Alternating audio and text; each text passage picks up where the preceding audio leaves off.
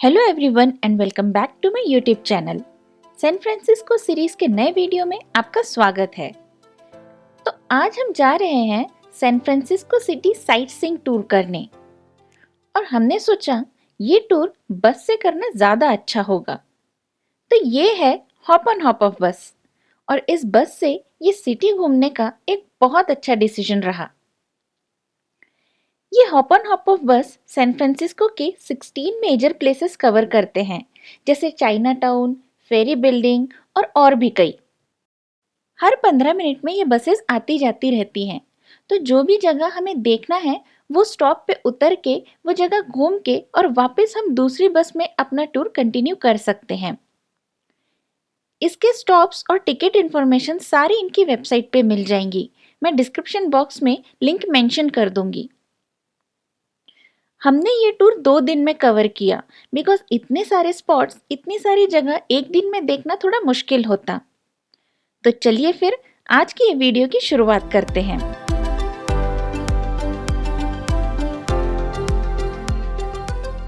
Tour start होने के पहले सभी को ये ईयरफोन्स दिए जाते हैं। इन ईयरफोन्स का हर सीट पे कनेक्शन होता है और 6 लैंग्वेजेस में ऑडियो होता है, जिसमें सारी इंफॉर्मेशन बताई जाती है। जो स्टॉप आने वाला है उसके बारे में इंफॉर्मेशन होती है और रास्ते में जो भी फेमस बिल्डिंग हो या कोई जगह हो उसके बारे में भी इंफॉर्मेशन दी जाती है। हमने ये टूर स्टार्ट किया था फिशरमैन वार स्टॉप से, तो चाइना टाउन से होते हुए एम्बार्काडेरो सेंटर और आगे टूर कंटिन्यू हुआ। हमने ऑलरेडी डिसाइड किया था कि कौन कौन से प्लेसेस देखने के हैं, तो हमने सारी जगह ना देख के कुछ ही प्लेसेस देखी।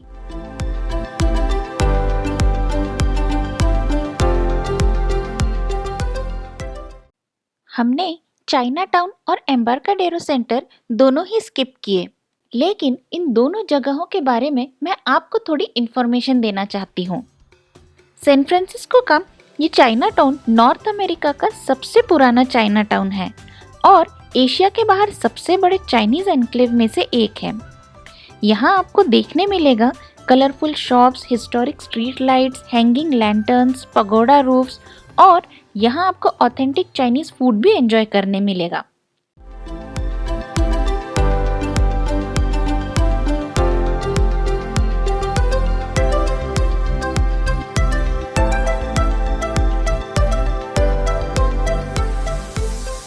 और जहाँ ऐसी बड़ी बड़ी यूनिक आर्किटेक्चर की बिल्डिंग्स दिखना शुरू हो जाए तो समझ जाए कि एम्बार्काडेरो सेंटर आ गया है। एम्बार्काडेरो सेंटर एक कमर्शियल कॉम्प्लेक्स है। इस कॉम्प्लेक्स में ऑफिसेज हैं, शॉपिंग के लिए कई सारे स्टोर्स हैं, रेस्टोरेंट्स हैं और ये खास तौर पे फेमस है इसकी ब्यूटीफुल और यूनिक आर्किटेक्चर के लिए।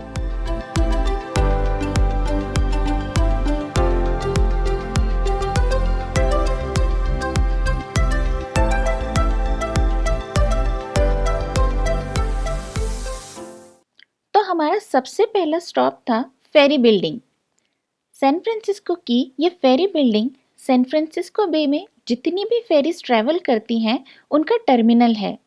साथ ही यहाँ एक बहुत बड़ा फूड हॉल या मार्केट है और इस मार्केट में बहुत सारे अलग अलग लोकल बिजनेस के शॉप्स हैं। यहाँ बेकरी आइटम्स जैसे ब्रेड, पेस्ट्रीज, चॉकलेट्स के शॉप्स हैं, सिरेमिक आइटम्स के शॉप हैं, बुक स्टोर है, कॉस्मेटिक एंड स्किन केयर के स्टोर्स हैं और रेस्टोरेंट्स भी हैं। इतना ही नहीं, तो यहाँ हर ट्यूसडे, थर्सडे और सैटरडे को फार्मर्स मार्केट भी होता है, जहाँ पे फ्रेश फ्रूट्स एंड वेजिटेबल्स मिलते हैं। सैन फ्रांसिस्को की ये हिस्टोरिक और आइकॉनिक फेरी बिल्डिंग यहाँ के इतने बड़े मार्केट प्लेस के साथ ही फेमस है अपने आर्किटेक्चर के लिए भी। यहाँ का ये 245 फुट बड़ा क्लॉक टावर इस बिल्डिंग का मेन अट्रैक्शन है। काफी साल पहले ये फेरी बिल्डिंग एक मेजर ट्रांसपोर्टेशन हब हुआ करता था और ये सबसे ज्यादा बिजी फेरी टर्मिनल हुआ करता था। यहाँ लगभग रोज 50,000 लोग ट्रैवल करते थे। लेकिन फिर धीरे धीरे डेवलपमेंट होने लगा। बे ब्रिज और गोल्डन गेट ब्रिज के बनने से लोगों में ऑटोमोबाइल का यूज ज़्यादा होने लगा और फेरी से ट्रेवल करना कम होता गया और फेरी बिल्डिंग में लोगों का आना भी कम हो गया। एक और सबसे बड़ी दिक्कत ये थी कि ठीक फेरी बिल्डिंग के सामने ही एम्बार्काडेरो फ्रीवे बनाया गया। ये लेट 1950s की बात है। इस एम्बार्काडेरो फ्रीवे के पीछे एक खूबसूरत सी फेरी बिल्डिंग छुप सी गई। फिर ऐसा तय हुआ कि ये फ्रीवे पूरी तरह यहाँ से हटा दिया जाएगा और इसका कंस्ट्रक्शन सही जगह किया जाएगा। और फिर इस फेरी बिल्डिंग का रेस्टोरेशन किया गया और रेस्टोरेशन के बाद यहाँ पे कई सारे रेस्टोरेंट्स ओपन हुए, शॉप्स और ऑफिसेज भी ओपन हुए और लोकल्स और टूरिस्ट्स का यहाँ आना शुरू हुआ।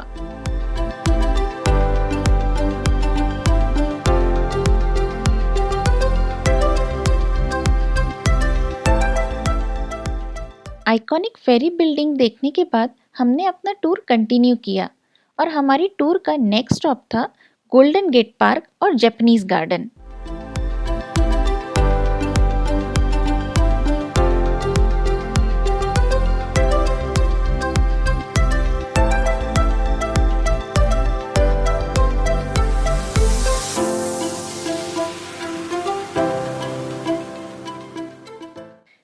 कुछ 1000 एकड़ में फैला ये गोल्डन गेट पार्क बहुत ही सुंदर है। इस पार्क में लोकल्स और टूरिस्ट पिकनिक करने के लिए आते हैं। कई लोग यहाँ पे हाइकिंग और बाइकिंग करने के लिए भी आते हैं। इस पार्क में कई सारे अट्रैक्शंस हैं, जैसे Japanese tea garden, botanical garden, Shakespeare garden, जहाँ पे शेक्सपियर के नाटक में जितने भी प्लांट्स मेंशन हैं उन्हें डेडिकेट करने के लिए ये गार्डन बनाया है। और भी कई अट्रैक्शंस हैं, जैसे कि बेयंग म्यूजियम, स्ट्रॉबेरी हिल। गोल्डन गेट पार्क में एंट्री फ्री है, यहाँ कोई टिकट की ज़रूरत नहीं। लेकिन यदि आपको कोई अट्रैक्शन देखने हैं, जैसे कोई गार्डन या म्यूजियम देखना है, तो उसके लिए आपको अलग से टिकट बुक करने होंगे। और ऐसे ही हमने जापानीज टी गार्डन के टिकट्स बुक किए थे।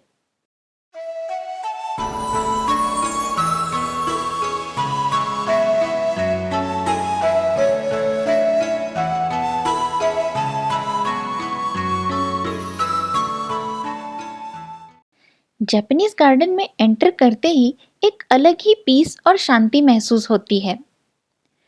कई सारे वैरायटी के पेड़ पौधे हैं जो यहाँ के मैनेजमेंट द्वारा काफ़ी अच्छे से मेंटेन और देखभाल किए जाते हैं।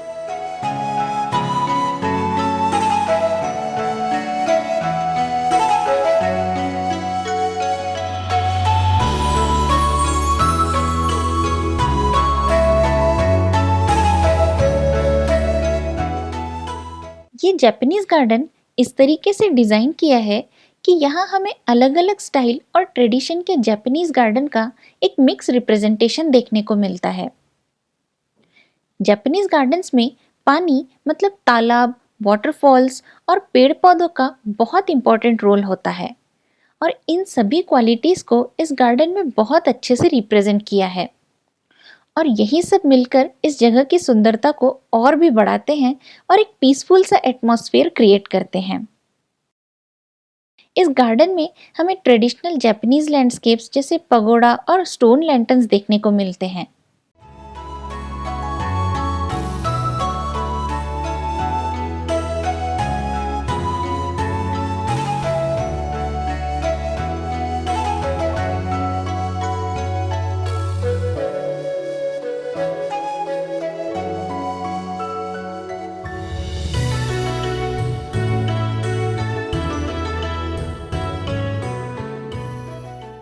इस गार्डन में एक टी हाउस है जहाँ पे आराम से बैठकर आप जापानीज टी एंजॉय कर सकते हैं। और एक गिफ्ट स्टोर भी है जहाँ ऑथेंटिक जापानीज आइटम्स मिलते हैं।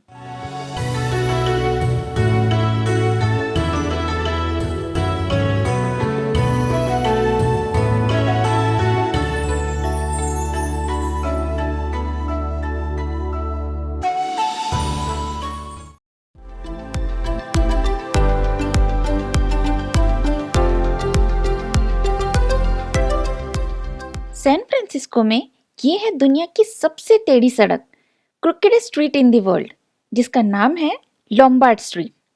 और हमने अपने नेक्स्ट डे के टूर की शुरुआत की लोम्बार्ड स्ट्रीट से। वैसे ये स्पॉट भी बिग बस टूर में कवर होता है, लेकिन हमारे होटल से ये पास में था तो सोचा आज पहले यही देखते हैं। तो लॉम्बार्ड स्ट्रीट का नाम किसी फेमस पर्सन या इवेंट के नाम पर नहीं, बल्कि ये फिलाडेल्फिया के लॉम्बार्ड स्ट्रीट के नाम पे ही सैन फ्रांसिस्को की ये स्ट्रीट का नाम भी लॉम्बार्ड स्ट्रीट रखा गया है। इतनी टेढ़ी सड़क पे कार चलाने का मजा तो सिर्फ चलाने वाले ही समझ सकते हैं।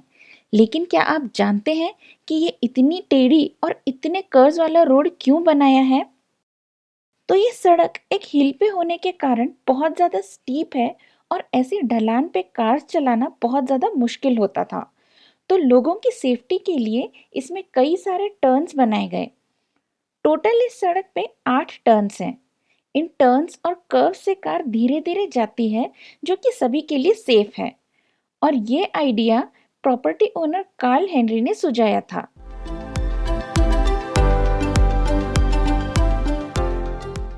लॉम्बार्ड स्ट्रीट के दोनों साइड में स्टेयर्स बने हुए हैं, जिससे पैदल चलने वाले लोग आना जाना कर सकते हैं।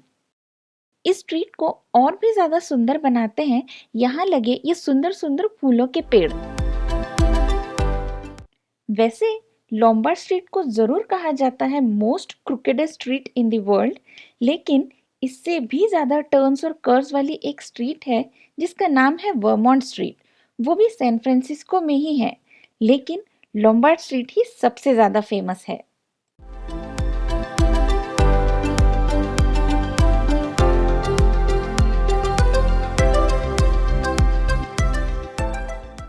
तो ये फेमस टेढ़ी मेढ़ी सड़क देखने के बाद हमने अपना टूर कंटिन्यू किया बिग बस के साथ, और हमारा नेक्स्ट स्टॉप था एलेमो स्क्वायर।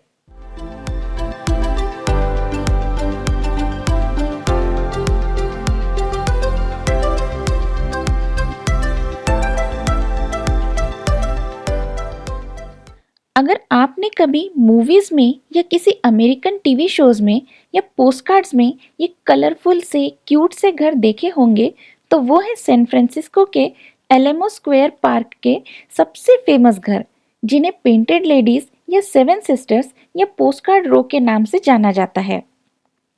सैन फ्रांसिस्को के स्टीनर स्ट्रीट पर स्थित ये 7 कलरफुल घर पेंटेड लेडीज 1890s के दशक में बनाए गए थे। पेंटेड लेडीज का जो आर्किटेक्चर है उसे विक्टोरियन एंड एडवर्डियन स्टाइल कहा जाता है, और ये अपने कलरफुल स्टाइल के लिए ही फेमस है। 60s और 70s के दशक में ऐसे कलरफुल पेंटेड घरों का ट्रेंड हुआ करता था, और उसी टाइम से ऐसे स्टाइल के घरों को पेंटेड लेडीज कहा जाने लगा। ये पेंटेड लेडीज या 7 सिस्टर्स सैन फ्रांसिस्को की शान है और टूरिस्ट्स में काफी पॉपुलर हैं। ये पेंटेड लेडीज को देख के ऐसा लग रहा था जैसे कोई खिलौने के घर हो।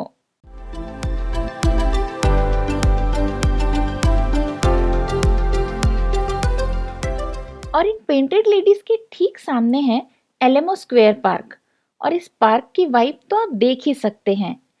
लोकल्स और टूरिस्ट इस पार्क में पिकनिक के लिए आते हैं, एक अच्छे से टाइम स्पेंड करने आते हैं। आप चाहें तो इस पार्क में बैठ के ये पेंटेड लेडीज का नज़ारा एंजॉय कर सकते हैं, या फिर इस पार्क में वॉकिंग पाथ भी बना हुआ है, वहाँ पे वॉक भी कर सकते हैं। एलेमो स्क्वायर पार्क में थोड़ी देर ये पेंटेड लेडीज का व्यू एंजॉय करने के बाद हमने अपना टूर कंटिन्यू किया, और हमारा नेक्स्ट स्टॉप था हाइट एशबरी।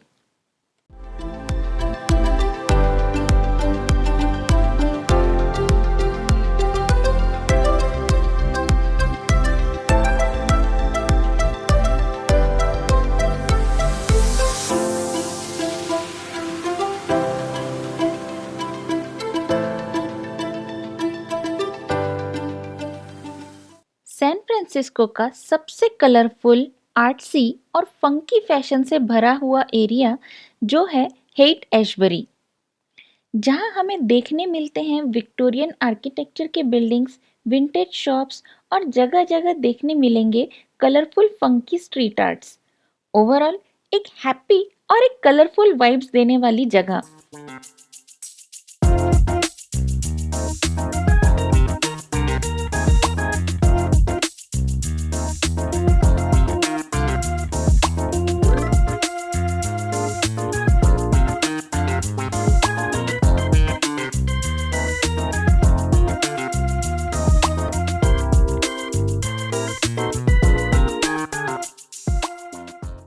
और यहाँ जगह-जगह आपको म्यूजिशियंस और सिंगर्स के ग्रुप भी देखने मिलेंगे।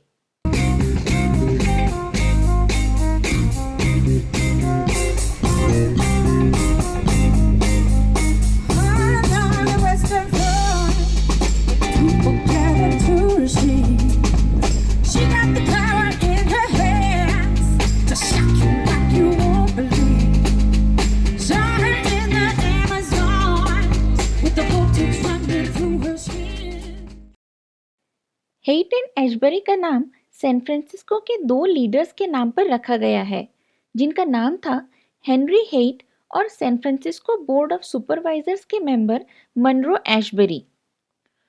तो 1960s के दौरान यहाँ कई सारे आर्टिस्ट्स और म्यूजिशियंस का आना शुरू हुआ। लोग यहाँ म्यूजिक, फ्रीडम और कुछ अलग करने के लिए आते थे। और इसी तरह हेट एंड एशबरी का एरिया हिप्पी कल्चर का एक सेंटर पॉइंट बन गया। और आज भी यहाँ हमें फ्रीडम और लाइवली स्पिरिट देखने को मिलती है। यहाँ हमें विंटेज और रेट्रो स्टाइल के क्लोथ्स के दुकान देखने मिलते हैं और कई सारे रेस्टोरेंट्स और कैफेज भी हैं।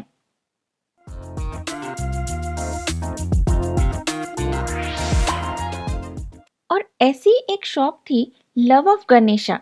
यहाँ पे स्पिरिचुअलिटी और पॉजिटिविटी अट्रैक्ट करने वाली चीज़ें जैसे क्रिस्टल्स, जेमस्टोन्स देखने मिले और कलरफुल क्लोथ्स भी। तो अगर आपको म्यूज़िक, आर्ट और फंकी फैशन पसंद है तो ये जगह ज़रूर एक्सप्लोर करें।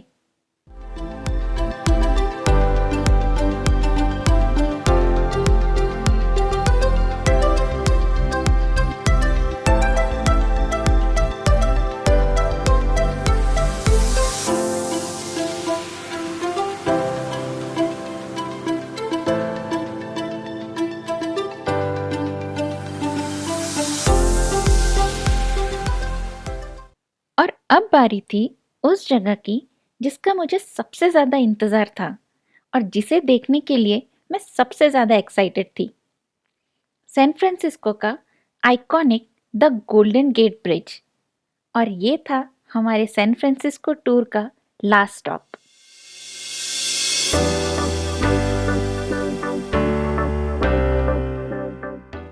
तो ये गोल्डन गेट ब्रिज 1937 में ओपन हुआ और उस समय ये वर्ल्ड का सबसे लंबा सस्पेंशन ब्रिज था।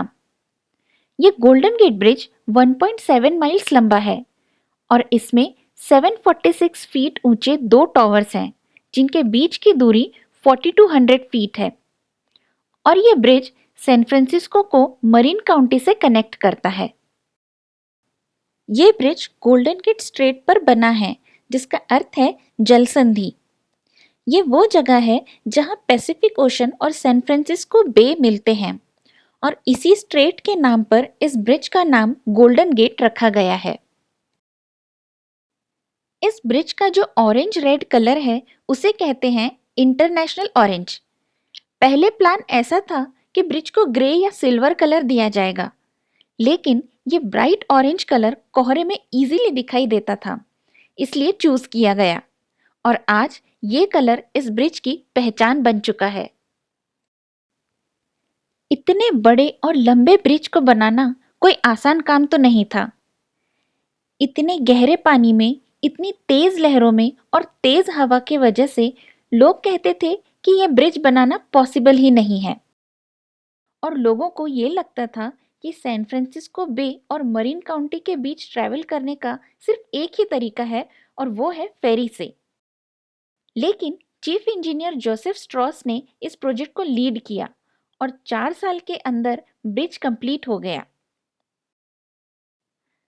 कंस्ट्रक्शन के टाइम एक सेफ्टी नेट यूज किया गया था, जो उस जमाने में काफी एडवांस्ड आइडिया था और इसने काफी लोगों की जान भी बचाई।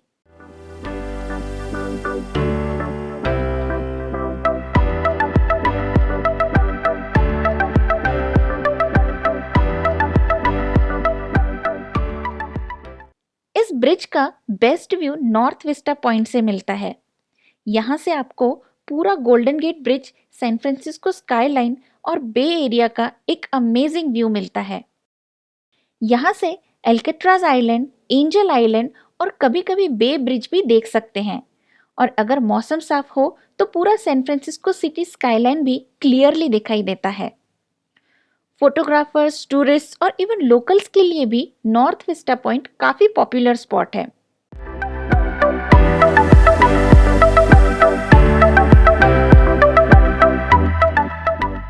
इस ब्रिज पे पैदल चलने वालों के लिए और साइकिल से आने जाने वालों के लिए सेपरेट पाथ बना हुआ है। लगभग 30 से 40 मिनट लगते हैं इस ब्रिज को पैदल पार करने में और रास्ते में दिखाई देते हैं ये खूबसूरत से नज़ारे।